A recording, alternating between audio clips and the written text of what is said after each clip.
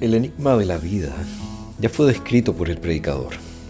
Su conclusión fue: nada hay nuevo debajo del sol. Ahora, él nos presenta un breve resumen de su viaje personal en búsqueda de sentido. Nos dice que dedicó su corazón a investigar y a explorar con sabiduría todo lo que se hace debajo del cielo. Si algo conoces de la historia de Salomón, no te sorprenderás de que la sabiduría ocupe un lugar destacado en su búsqueda de sentido.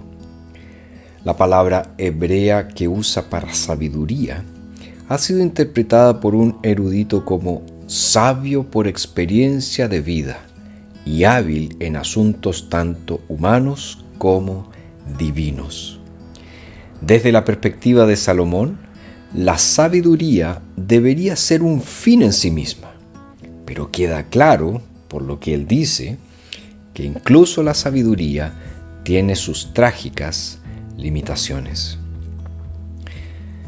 En este punto del libro, el predicador nos presenta sus credenciales, sus capacidades. Cuando leemos algo, siempre es bueno tener un cuadro de referencia acerca del autor. Ahora el predicador nos habla de su posición. Él era hijo de David y Dios le concedió una gran sabiduría. La sabiduría de Salomón fue puesta a prueba en la historia de las dos rameras. Además, fue autor y coleccionista de literatura sapiencial. Se le atribuyen los libros de Proverbios y el Cantar de Cantares. Y se dice que escribió más de 1000 canciones, aunque solo 2 están incluidas en el libro de los Salmos. La segunda cosa que vemos como credencial de Salomón o del predicador es su riqueza. Salomón era riquísimo. Y aunque su riqueza fue un regalo de Dios, como muchos reyes antes que él y desde entonces, su riqueza contribuyó a su caída.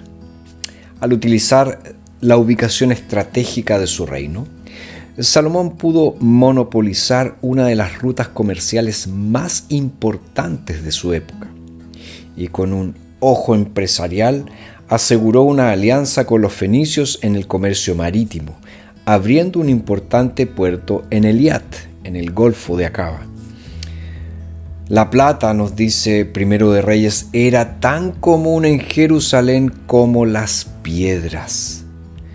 Y por eso Salomón adoptó un estilo de vida lujoso, construyendo un palacio para él y sus 700 esposas y 300 concubinas.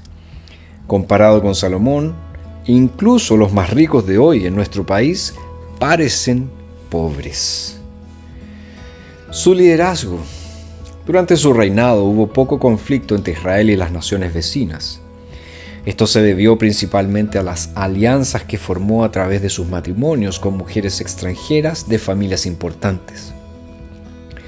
Se casó con la hija de Faraón, forjando así un vínculo entre Israel y Egipto. También se convirtió en aliado de Hiram, rey de Tiro. Esto le permitió llevar a cabo el comercio marítimo en unión con los fenicios, pero también provocó un gran malestar al comprometerse a darle 20 ciudades galileas a cambio de ayuda. Bajo su administración, los límites tribales tradicionales fueron reemplazados por la introducción de gobernadores. Sin embargo, pronto surgió el resentimiento en la nación, cuando comenzó a reclutar al pueblo como trabajadores para llevar a cabo sus ambiciosos proyectos de construcción. Además está la gran obra de Salomón. ¿Cuál fue? La construcción del templo, que era tan anhelado por el corazón de su padre David. Su oración de dedicación nos muestra que en este tiempo Salomón era un hombre de gran espiritualidad y que conocía y amaba a Dios. Sin embargo, con el tiempo, él rompió el pacto que tenía con Dios al tratar de unir todas las religiones que habían traído a su hogar por medio de sus múltiples matrimonios con mujeres paganas. Por conveniencia política y posiblemente por otras razones, voluntariamente Salomón desobedeció el mandato de Dios de no casarse con mujeres de los pueblos paganos. Esto, inevitablemente, apartó su corazón del Señor. ¿Qué mejor que comenzar su búsqueda con la más profunda de las cualidades humanas, en un área en la que estaba familiarizado, es decir, la sabiduría? Como hombre dotado de sabiduría y coleccionista de dichos sabios, el predicador tiene los medios por los que puede investigar a fondo el sentido y el propósito de la vida. Sin embargo, descubrirá, a medida que se sumerge en su búsqueda, que el instrumento de su investigación finalmente se va a reír de él y lo llevará a la desesperación cuando descubra la futilidad de la vida debajo del sol. Las cualidades más divinas en un hombre solo pueden traer desdicha si la vida de ese hombre es impía. En esta etapa, lo que el predicador buscaba más que cualquier otra cosa era el conocimiento. Nosotros podemos observar cuántas veces las palabras sabiduría y conocimiento aparecen en estos versículos. Pero como millones de otros que han estimado sus mentes como lo más importante y que las han llevado hasta el límite, el predicador no encontró una satisfacción duradera en esta búsqueda. El mundo seguía lleno de problemas que no se podían resolver y no podía darle sentido y valor a la vida.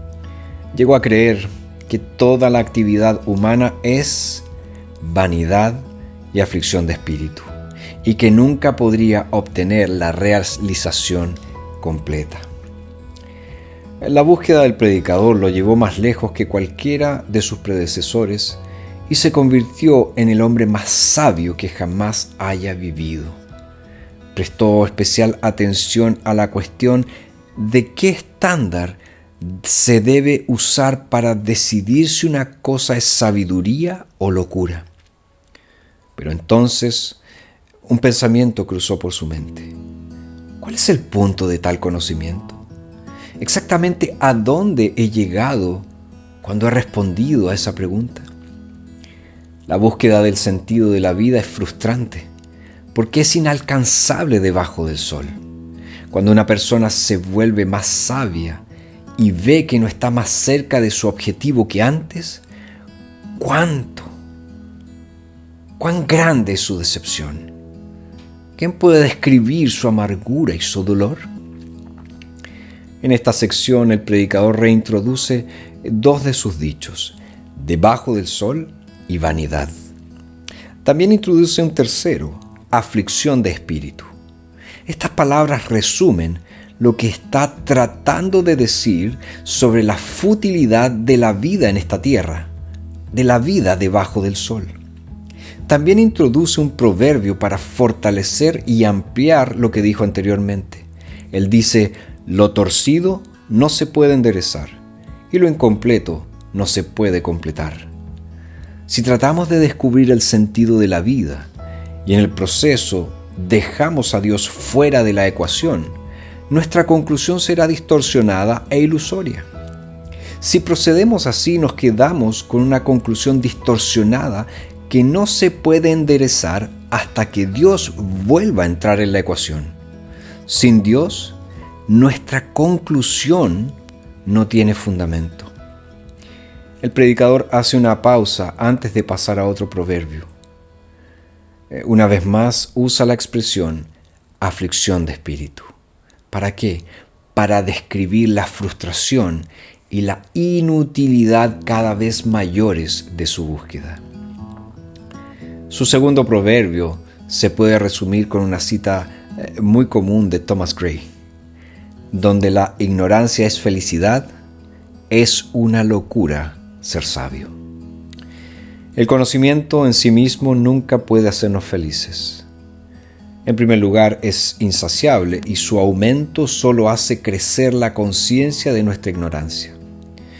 En segundo lugar, aumenta nuestra conciencia de pecado. Jesús dijo, si yo no hubiera venido, ni les hubiera hablado, no tendrían pecado, pero ahora no tienen excusa por su pecado. Como señaló el puritano Thomas Watson, cuán poco rentable es la lujuria del conocimiento.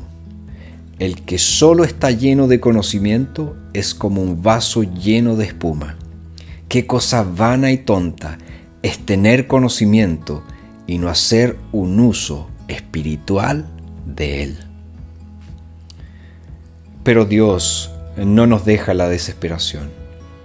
Al final de toda nuestra búsqueda, Él viene a encontrarnos en la persona de su Hijo, Jesucristo, quien es descrito en la Biblia como la sabiduría de Dios.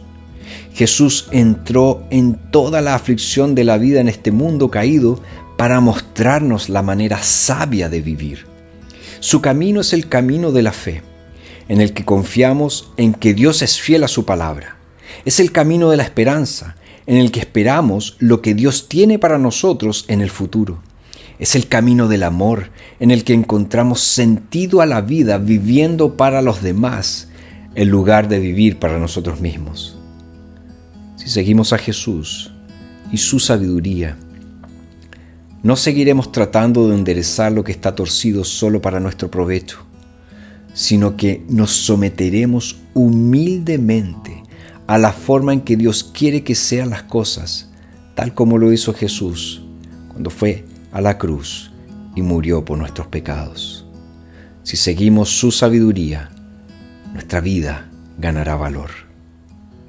Jesús se encargará de que al final todos los libros contables de Dios cuadren, incluida nuestra propia cuenta personal, que Él reconciliará con su propia sangre. Por lo tanto, nuestra actual aflicción no durará para siempre, incluidas todas las luchas que tenemos para comprender el sentido de la vida.